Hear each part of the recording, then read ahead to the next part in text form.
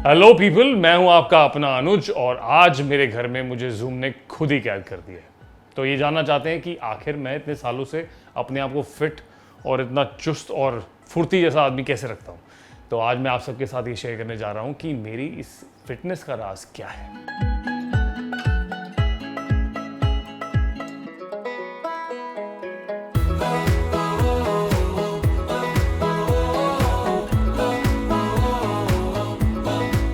तो मैं आप सबके साथ ये शेयर करना चाहता हूँ कि मेरी फिटनेस का राज जो है वो है योगा।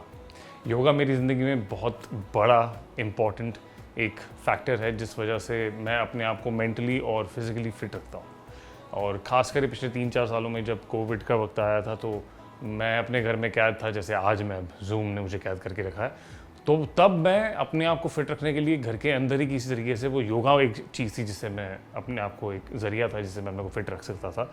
तो whenever you sit, जब भी हम शुरुआत करते हैं योगा में हम ओम का मंत्र जाप करते हैं, साथ में शुरुआत में उसके बाद हम शुरू करते हैं सूर्य नमस्कार से।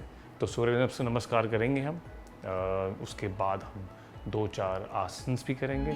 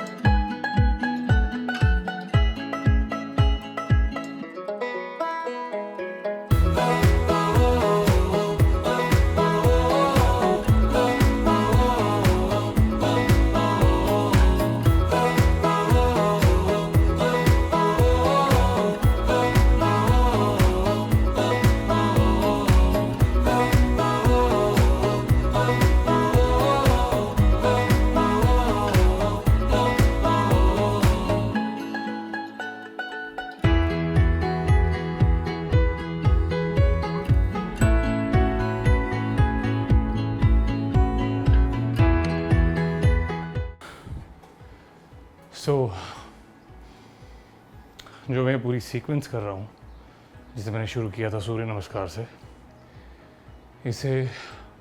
इट्स अ सीरीज़ ऑफ आसनास जिसे हम कहते हैं अष्टांग विन्यासा, जो मैं अपने टीचर अचिंक्य सर से सीखी है मैंने। और पहले मैं इसे बहुत ऑल्टरनेट डेज करता था और कोविड के बाद से मैं इसे रोज़ करना शुरू हुआ। So yoga ideally I am suppose to talk क्योंकि you have to focus on your breathing which is very important. कब आप इसे इनहेल करें, कब आप ब्रीथ आउट करें, ये बहुत ज़रूरी है।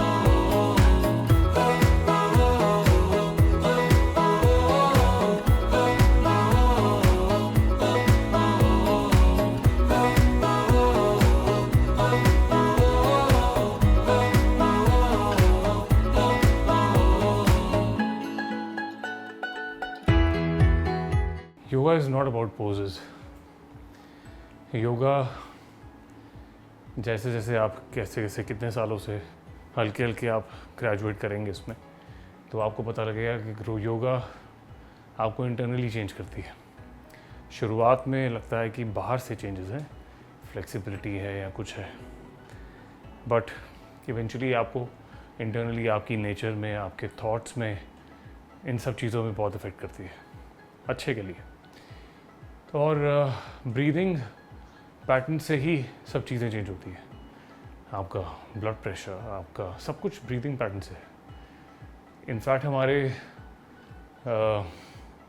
एक्टिंग जो मेरा प्रोफेशन है उसके अंदर भी सबसे बड़ी चीज़ हमें बताई जाती है कि ब्रीदिंग पैटर्न से ही आप डिफरेंट इमोशन इमोट कर सकते हैं। Anger, emotion, sadness, crying at point, इन सब के डिफरेंट ब्रीदिंग पैटर्न्स होते हैं। And when you can understand your self, अंदर से इंटरनली आप समझ सकें कि आपका ब्रीदिंग पैटर्न क्या है, दैट्स हाउ यू रियलाइज़ कि it be easier for you कि आप उन चीज़ों को एक्सेस कर सकेंगे अपनी परफॉर्मेंस में। ये मेरा सोचना है, मेरा कनेक्शन है योगा से। ऑल्सो ये आपको इंटरनली बहुत डिफरेंट बना देती है, थॉटफुल, बहुत I think health wise of course that's another aspect कि आपका ब्लड प्रेशर, आपके बाकी चीज़ें, बस ये इवेंचुअली जब आप सालों तक करते हैं तो आपको पता लगता है कि ये बाई प्रोडक्ट है। मेन प्रोडक्ट आप खुद हैं एज अ सर्कल। आपकी खुद की लाइफ मेंटली और physically it just changes all together.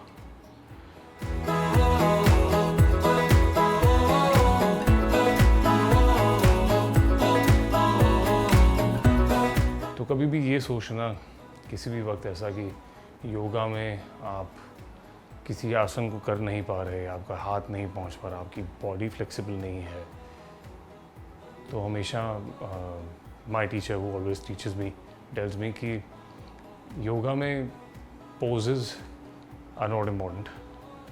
आप अगर एक चीज़ को 20 दिन लगाते हैं, ये आपकी जर्नी है। अगर कोई और स्टूडेंट उसको 10 दिन में फ्लेक्सिबिलिटी कर पाता है, वो उसकी जर्नी है। So eventually it is the process जो आपको चेंज करता है। तो you take your time, listen to your body, understand your body, और अपनी बॉडी के हिसाब से you should always try and stretch yourself.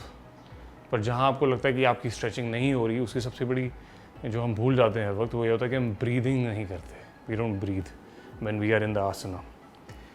उस वक्त ब्रीथ करना बहुत ज़रूरी है।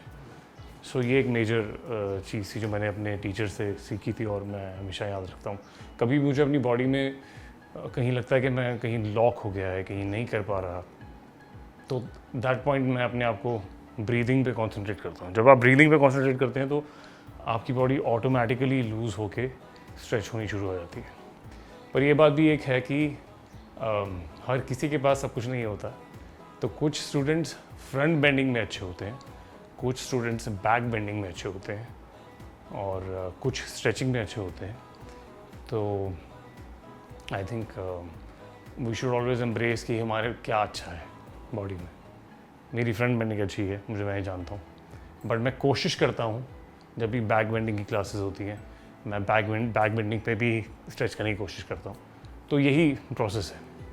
तो अभी मैं कुछ वेरिएशंस आपको दिखाता हूँ जो शीर्षासन से रिलेटेड है। शीर्षासन करूँगा, देन मैं ट्राइपॉड करता हूँ उसके बाद सेकंड, और वहाँ से ट्राइपॉड से कैसे निलंब शीर्षासन से में आते हैं। थोड़ा मुश्किल होता है कि एक से दूसरे में आना, बट पहली चीज़ ये है कि एक एक आसना को प्रॉपरली कुछ टाइम देना और उसमें अच्छे से बैलेंस करना बहुत ज़रूरी है। तभी आप इसको जॉइन करना शुरू करें। Like take your own time. जैसे कि मैंने कहा कि आसना को करना, उसका टाइम जो उसमें लगता है वही जर्नी है जिस पे we should focus, rather than कि आज ही एक दिन में सब कुछ सीख लेना वो मुश्किल होता है। तो मेक श्योर कि आप बहुत अंडर सुपरविजन करें किसी के, और जब शुरुआत में जाएं तो बैलेंस करने के लिए कोशिश करें एक एक लेग से, दोनों लेग से ना करें। जब आप इसको जंप करने की कोशिश करेंगे तो आप एक लेग को ऊपर करने, मैं आपको दिखाता हूँ कि एक लेग को ऊपर कैसे किया जाता है, जिससे कि आपको बैलेंस करना आएगा। एंड इवेंचुअली जब आपका बैलेंस बनना शुरू हो तो आप दोनों टांगे ऊपर कर सकते हैं। So first thing is to, ये मैं ऐसे हाथ क्रॉस करके लॉक करता हूँ शीर्षासन के लिए।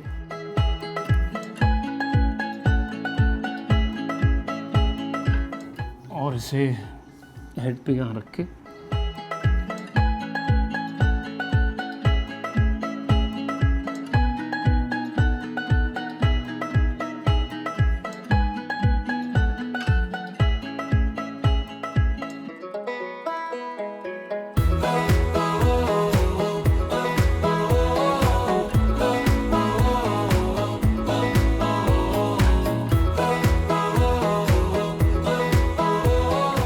जब आप शीर्षासन करते हैं, आंखों पे बहुत प्रेशर आता है। सडनली सारा ब्लड जो आपकी टांगों से है, बॉडी से आंखों की तरफ आता है। आमतौर पे हम जब वॉक करते हैं तो हम पूरे दिन सीधा ही चलते हैं, लेकिन इससे आई थिंक बहुत लोगों की जिनके टांगों में पेन है तो उससे बहुत रिलीफ मिलता है अगर आपके लेग से ब्लड सर्कुलेशन नीचे है। It's very good for the youth, if you want to keep the youth on your face, बहुत ज़रूरी है। लेकिन उससे बड़ी बात ज़रूरी है कि इसे ज़्यादा वक्त भी ना करें, ज़्यादा टाइम तक, क्योंकि ब्लड बहुत ज़्यादा मतलब शुरुआत में आप कुछ सेकंड्स तक करने की कोशिश करें बैलेंस, और हल्के हल्के ब्रीदिंग अपनी बढ़ाते रहें। Always focus on the breathing part whenever you are upside down, जब आप उल्टे होते हैं हमेशा ब्रीदिंग पे ध्यान रखें। ब्रीदिंग रोके नहीं, ब्रीदिंग रोकना सबसे बड़ी मिस्टेक होती है, और आंखें बंद नहीं करनी चाहिए। जो बहुत लोग मैंने देखा कि कभी कभी ऐसा आसन में से आंखें बंद कर लेते हैं, आंखें बंद करनी नहीं चाहिए, क्योंकि आपको बैलेंस बनाना ज़रूरी है। At the same time go slow. The very first key behind this is to go slow, and the breathing part, that's more important. शुरुआत में आप सुपरविजन में करें, किसी के आसपास कोई हो जो आपको देख सके, हाथ से बैलेंस करा सके, या कोई टीचर आपके पास हो। इसे मुझे भी इसे करने में बहुत महीने लगे थे, और जब आप नीचे आते हैं बैलेंस करके इवेंचुअली, तो आप सीधा एकदम से सर ऊपर ना करें। Always go in the child pose, जो मैंने बीच में रुक के किया था, क्योंकि then the blood circulation also moves back again suddenly. तो इट्स वेरी इंपॉर्टेंट कि आप थोड़े देर के लिए चाइल्ड पोज में रहें और तब अपना सर ऊपर करें जब आप ट्राइपॉड करेंगे इस तरीके से। और हाथों का बैलेंस चाहिए होता है, but most of the weight is on your head. So मैं आपको वो भी करके दिखाता हूँ। So you keep your head on the mat, और उसके एंगल के हिसाब से अपने हाथ की एल्बो जो आपकी यहाँ आती है, उस एल्बो के ऊपर हाथ रखें, यहाँ पे जहाँ पे आपकी एल्बो का डिस्टेंस है, जितना आपके हेड से यहाँ पर कॉर्नर्स पे। कीप इट एट डिस्टेंस जो आपके शोल्डर लेवल से बिल्कुल कंफर्टेबल हो, और विद अ सिमिलर पोस्चर, जैसे मैंने बताया कि आप एक लेग को फोल्ड करके और एक लेग सीधी करके अपने आप को पुश करने की, किक करने की कोशिश करें। शुरुआत में किसी को यहाँ पर पीछे भी रख सकते हैं, so that you don't roll the other side. Also there is a way to do it कि आप वॉल के साथ इसको कर सकते हैं, कि वॉल के सामने अगर आप करें तो आपको गिरने का डर नहीं होगा। तो शुरुआत में आप वॉल के साथ कर सकते हैं। जब आप हल्के हल्के वॉल से थोड़ा थोड़ा दूर होना शुरू करेंगे तो ऑटोमेटिकली आपको थोड़ा कॉन्फिडेंस आएगा कि आप अपने आप इसे बिना वॉल के कर सकते हैं। So wall could be the most safest way to start with your head stands and hand stands. Eventually ये हेड स्टैंड की वेरिएशंस होती हैं जिसमें सारा जोर सर पे होता है। जब इसी चीज़ को आप हाथ में सीधे हाथ से करते हैं तो उसे हैंड स्टैंड करते हैं। मैं आपको ट्राइपॉड करके दिखाता हूँ, क्योंकि इसकी पोजीशन बहुत ही ट्राइपॉड की तरह है। जैसे एक कैमरा होता है उसके नीचे ट्राइपॉड होता है, उसी तरीके से दो हाथ कॉर्नर्स पे और सर आगे होता है। तो इसे ट्राइंगल शेप पूरी, जिस पर आप बेस करके लेग्स को ऊपर करते हैं, बैलेंस करते हैं।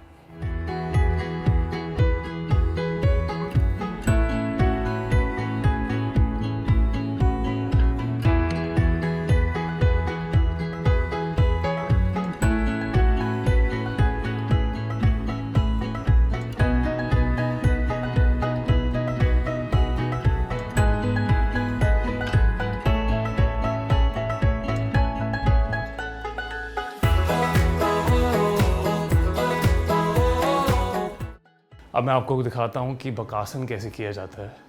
बकासन के लिए आपको फ्रंट बेंड अच्छा होना भी ज़रूरी है, और साथ में आपको बैलेंस करना पड़ेगा अपने आर्म्स के ऊपर। सो आपके आर्म्स की स्ट्रेंथ होनी बहुत ज़रूरी है उसके लिए, साथ में कोर स्ट्रेंथ भी होनी बहुत ज़रूरी है। इसमें आपको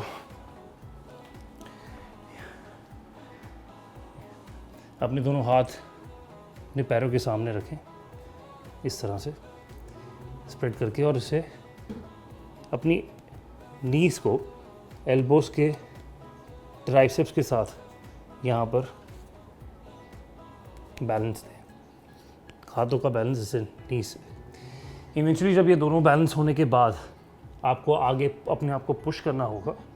जब हल्के हल्के आप बैलेंस आगे करेंगे तो आपकी दोनों लेग्स एक एक करके आपको कोशिश करनी पड़ेगी कि आप उसे हवा में उठाएं और आगे बैलेंस अपना बनाएं फेस आई करके। शुरुआत में आप योगा का एक ब्लॉक आता है जो आप यूज़ कर सकते हैं, उससे आपको थोड़ी हाइट मिलेगी। मैं आपको अभी दिखा देता हूँ। योगा ब्लॉक रख के आप थोड़ा थोड़ा लेग को, एक एक लेग को ऊपर करके कोशिश कर सकते हैं। और इवेंचुअली जब आपका थोड़ा बैलेंस बनना शुरू हो जाए आर्म के ऊपर स्ट्रेंथ में, तब आप दोनों लेग्स को कोशिश करें हाथों पे बैलेंस करने की। मैं आपको सीधा पहले दिखाता हूँ कि एक एक लेग कैसे ऊपर की जाती है, उसके बाद मैं आपको दिखाऊंगा दोनों लेग्स को ऊपर करके आप कैसे आगे बैलेंस करेंगे।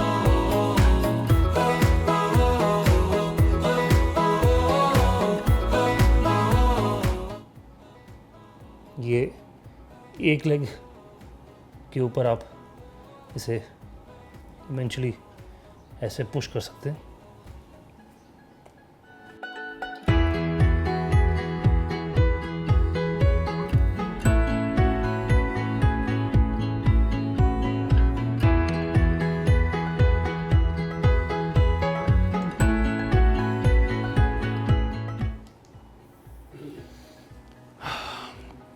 हो सकता है कि आपको थोड़ा यहाँ पर स्वेट आए, लेग्स स्लिप करें एक टाइम के बाद। So take a little short small towel और उसे आप साफ़ कर सकते हैं। And eventually you can try it again, but make sure कि आपकी ब्रीदिंग स्मूथली होती रहे, वो ज़रूरी है। पहली चीज़, you have to be in the pose way you keep your leg आगे बेंड करके इसे ऊपर एल्बो के ऊपर, यहाँ पर यू गेट इट हियर, इधर, और फिर इसे सीधा करके पिछली लेग को हवा में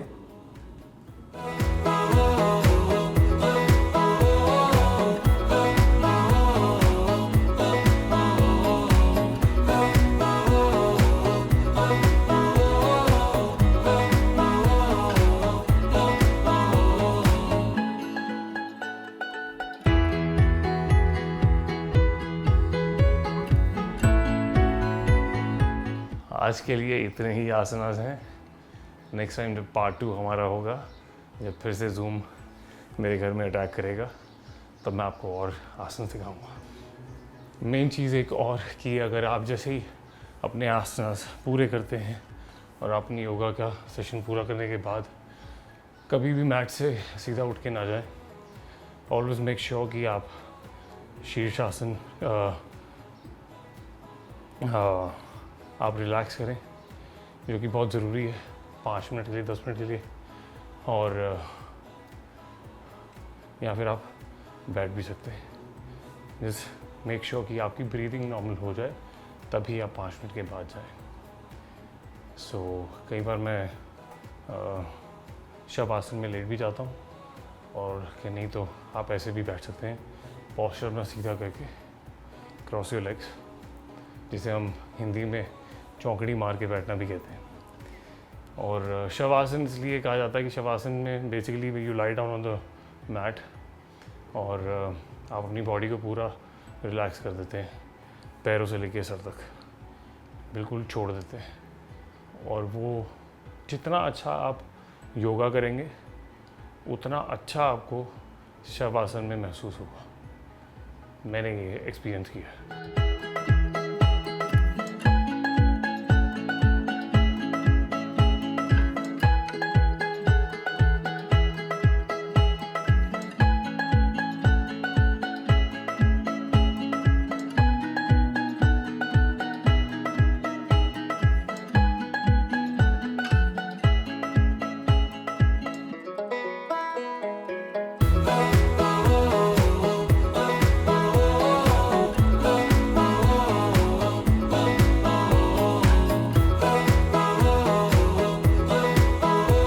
तो मैं योगा में पहला सवाल का जवाब देता हूँ कि योगा मैं पिछले 6 साल से कर रहा हूँ। पहले मैं इसे ऑल्टरनेट डेज करता था, पर जब कोविड का वक्त आया तो मुझे टाइम मिला, फिर मैं उसे एवरीडे रोज़ करना शुरू हो गया। अब मैं सिर्फ सैटरडे संडे नहीं करता, लेकिन Monday to Friday I make sure कि मैं योगा क्लासेस अपनी पूरी करता हूँ, और I make sure to do it every day in the morning. इस साल से मैंने एक नई चीज़ शुरू की है, जिससे मैं बिलीव करता हूँ कि बहुत इससे आपकी ज़िंदगी में बहुत फ़र्क आता है, कि सुबह जल्दी उठना। जिस चीज़ को मेरी मदर बोलती थी हमेशा कि जल्दी उठो, अच्छे बच्चे सुबह जल्दी उठते हैं स्कूल के लिए जाएं या किसी लिए, लेकिन हाँ, early to bed and early to rise. तो वो चीज़ अब मैंने अपनाई है खुशी से, और क्योंकि स्कूल जाना किसी को पसंद नहीं होता सुबह तो, लेकिन एक फिर वक्त आता है जब आपको रियलाइजेशन होती है कि ये चीज़ से आपकी ज़िंदगी में बहुत फ़र्क पड़ता है। Trust me, in the morning I started getting up at 6। पहली चीज़ मैं सुबह जाके जिम करता हूँ, साइकिलिंग करके जिम जाता हूँ, जिम जाके वर्कआउट करके फिर वापस आता हूँ। वापस आने के बाद मैं योगा करता हूँ। योगा करने के बाद 15 मिनट के लिए मैं प्रेयर करता हूँ, जो आपके फेथ को भी स्ट्रॉन्ग करता है लाइफ में। और फिर मैं अपना ब्रेकफास्ट करता हूँ। तो रात को मैं अपना खाना 8 बजे तक खा लेता हूँ, उसके बाद नहीं खाता।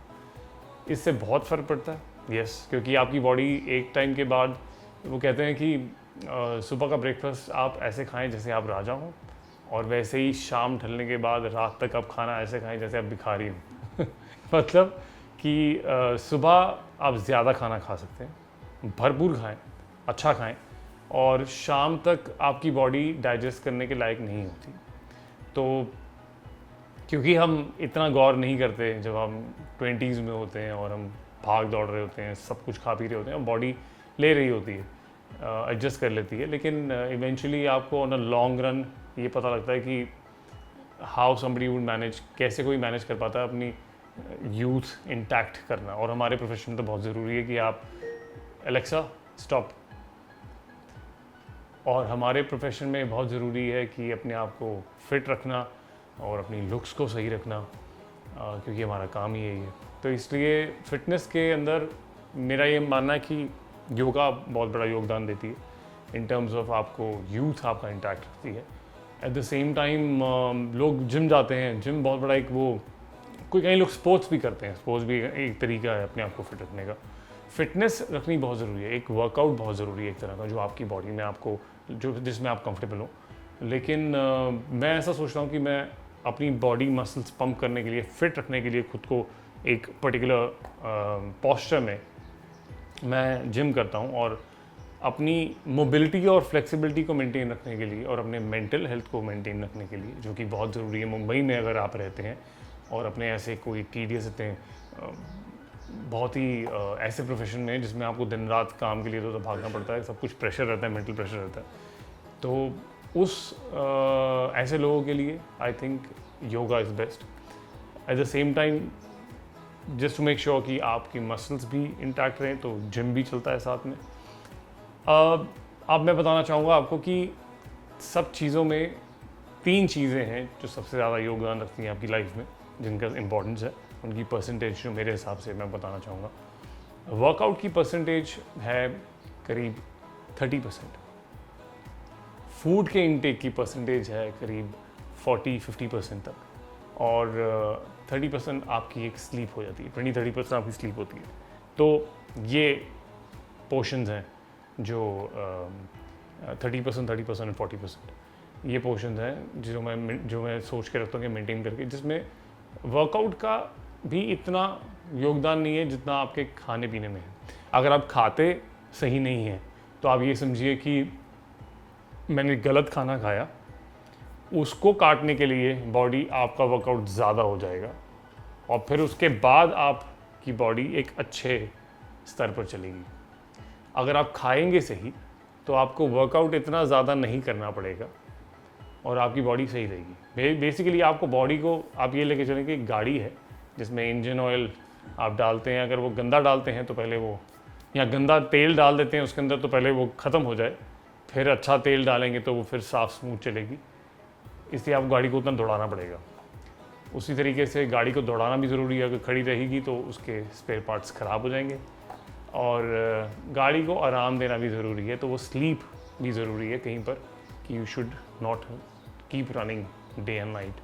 और आप नींद अपनी पूरी नहीं कर रहे और आप वर्कआउट करने जा रहे हैं, मैं अपने आप को बर्न कर रहे हैं, तो वो भी बॉडी के लिए ठीक नहीं है। Body needs to function, workout, muscle buildup और सम स्पोर्ट और समथिंग जो भी आप करना चाहें जिसमें आप कंफर्टेबल हैं। उसके अलावा स्लीप इज़ इम्पॉर्टेंट, एंड बहुत बड़ा योगदान खाने का।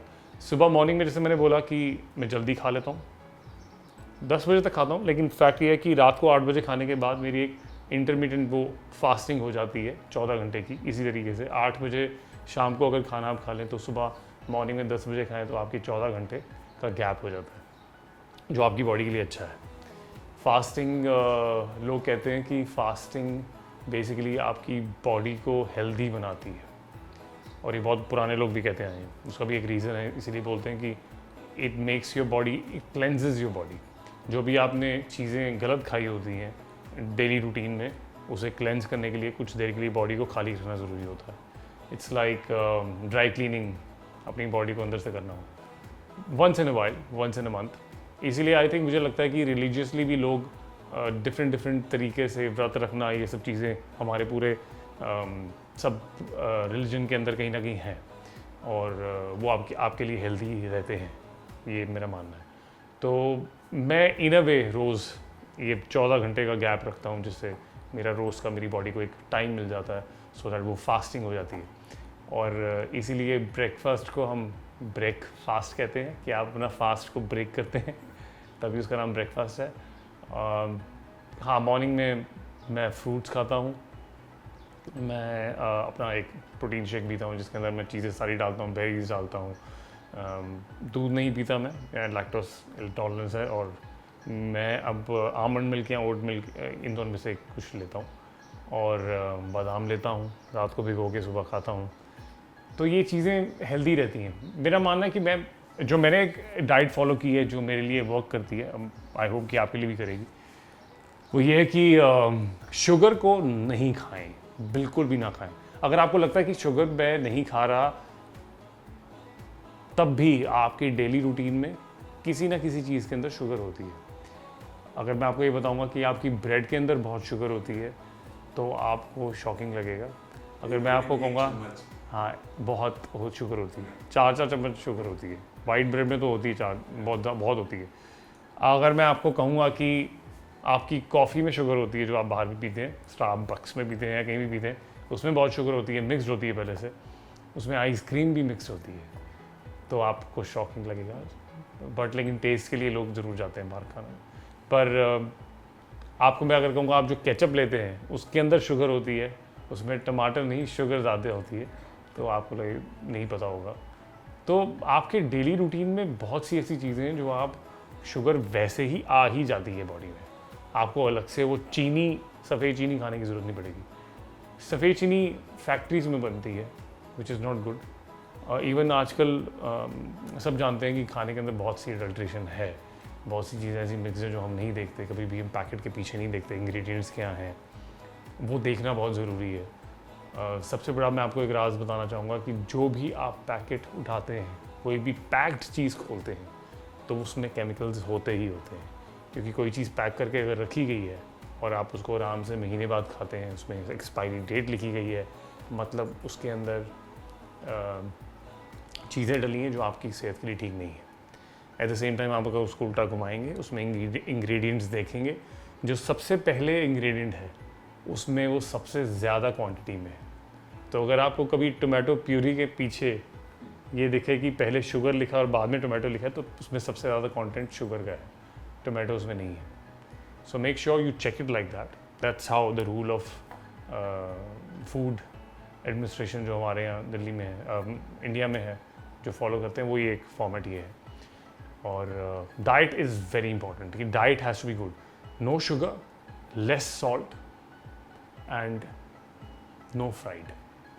कोशिश करें तो घर का खाना खाएं। घर का खाना हमेशा अच्छा होता है, क्योंकि वो आपके सामने, आपको पता होता है कि इसमें क्या डला है। बाहर क्या डल रहा है वो किसी को नहीं पता।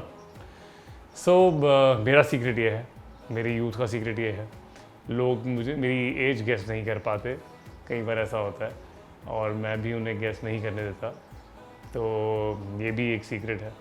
इसके अलावा हाँ, मैं आज तक जिस हद तक अभी मैं जैसे काम करता आ रहा हूँ, पिछले 15 साल से मैं यहाँ पे काम कर रहा हूँ मुंबई में, और वो भी सब कुछ इसीलिए कि I am maintaining the fitness level, and I hope कि आप भी वो मेंटेन कर सकें, आपकी ज़िंदगी में भी ऐसा चेंज आए लाइफ में। So try this.